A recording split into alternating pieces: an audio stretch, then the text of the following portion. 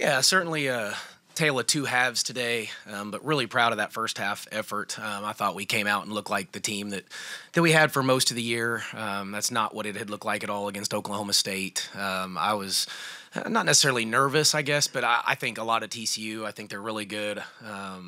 Prince and Connor are as good as any combo, two-person combo that we've played against the entire season. So we needed to come out and kind of punch first.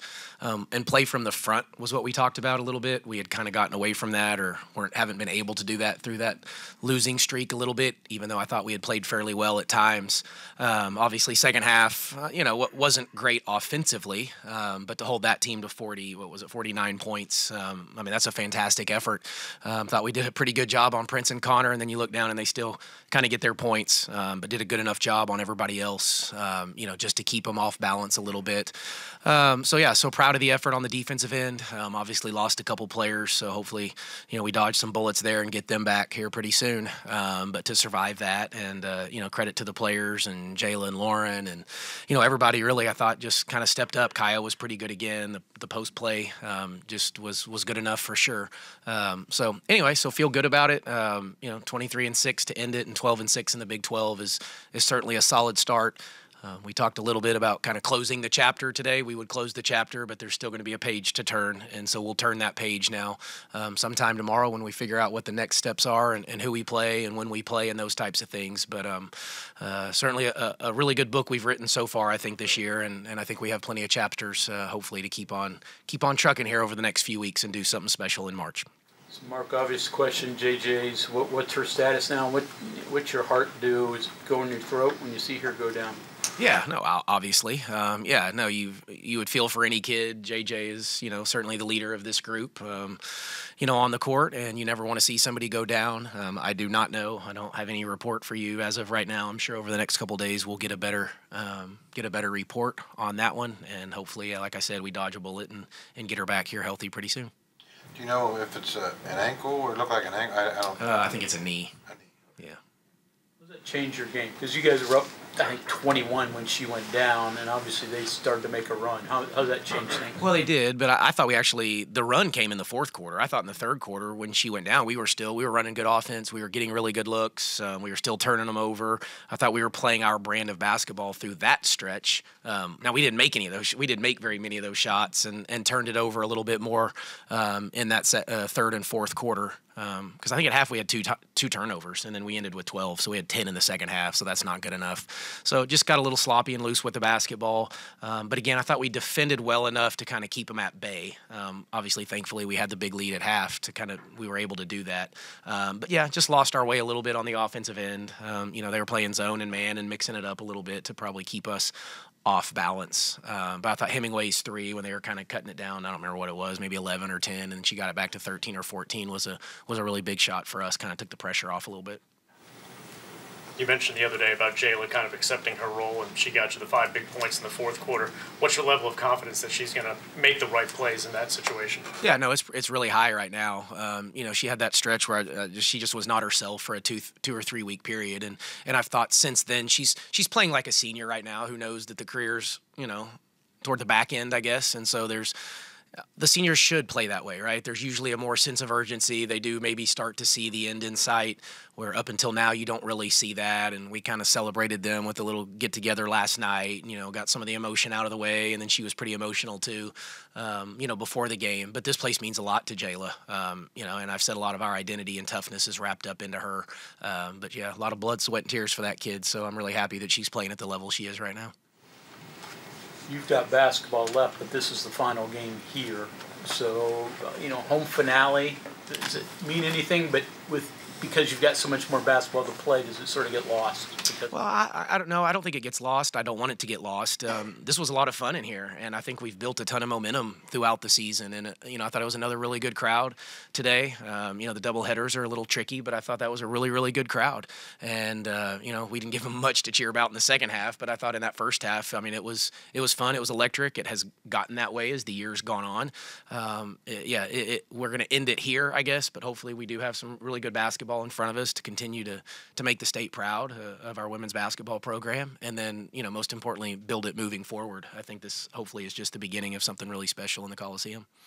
And Danelle, I don't think she came back out to the bench. Precautionary test now. What's her next step? Yeah, I'm not sure, to be honest. They were, checking her for, I think, a few different things, but concussion was one of those. So I think they just kept her in the back, but haven't seen her yet and have not gotten the report on her either.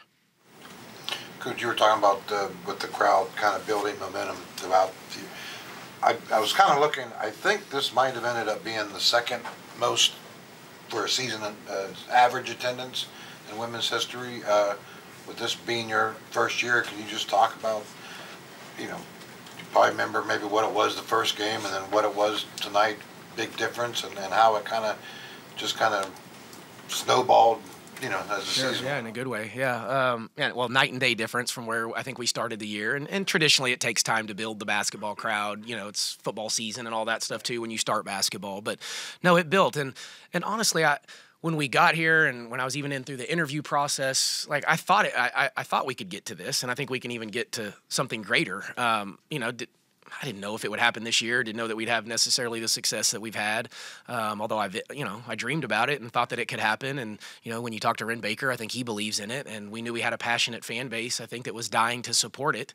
And so from there, we did what we were supposed to do day to day and kind of tried to build it the right way with these really good kids that have been fun to coach. And I think that's what rubs off, or at least I hope it does, when people come and watch us play is, man, they're just fun to watch, and there's a joy about them, and they celebrate each other, and they play their butts off, and I think that's a lot of what this state is. So, really proud of where it started, where it's come, and like I said, I hope it's just the beginning, and I hope it, as we keep building it, it just grows and grows and grows, and we get this place rocking night in and night out. And obviously, there's still games we played today, and then obviously Baylor plays tomorrow. Do you care what seed you guys are, or what bracket, or? Well, do I care what seed? Sure. I would love to, be the highest seed we can possibly be. Now, matchups and all, I think you got to be careful kind of hoping you play a certain team. I've always tried to kind of steer away from that a little bit, but it's just finding momentum is what I would like to do, and win one. And then it's funny, like, I think when you get to this time of year, it doesn't take a lot for a ton of momentum to feel your way. Like one win, in Kansas City is going to feel like that's going to be a great feeling. And then you string another one together like, wow, you just start to believe. And then, even if you don't, I've seen people that maybe lose early in their conference tournament and get to the NCAA tournament and you win one, and now all of a sudden you got all sorts of momentum and you're a game away from a Sweet 16, and what that does for your program. So really it's that for me is, we've done what we can do. Obviously that Oklahoma State game I'd love to have back, and if we could have finished Baylor, but you can't live that, like I can't live that way, and these kids have battled so hard for me all year that I'm proud of where we're at right now.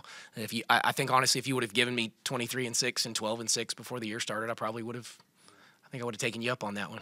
And then when you get in it, though, maybe not. But before the year started, I probably would have said, I'll go ahead and take that one. But, we still have plenty of basketball in front of us. And I think that's what the exciting part is we're not at the end of it. So are you a guy that looks at bracketology? Does anybody, staff players, do it and at least admit it to you? My son does it religiously, and so I think he is in school refreshing that thing. He knows exactly what day that thing comes out, and it is on the group chat. So there's a lot of days that I'm in my staff meetings, because we meet about every day at 10 o'clock, and that message comes from my son. So I present to the team through Camden Kellogg what bracketology says about us, and he does the same thing with the net. And that updates every day, so we'll get that message, and he will let me know if we moved up or down and how we're doing. And, he got so rowdy tonight, I told him to shut up at one point. And I was like, dude, you cannot – he's standing up yelling. I won't even tell you what he was yelling, but I looked at it. I was like, stop. But he is passionate, and I love him for that. He does care deeply. Can you speak to the team's mental toughness to be able to put aside the emotion of senior day, and then actually coming out and punching first? Yeah, no, they did a really good job.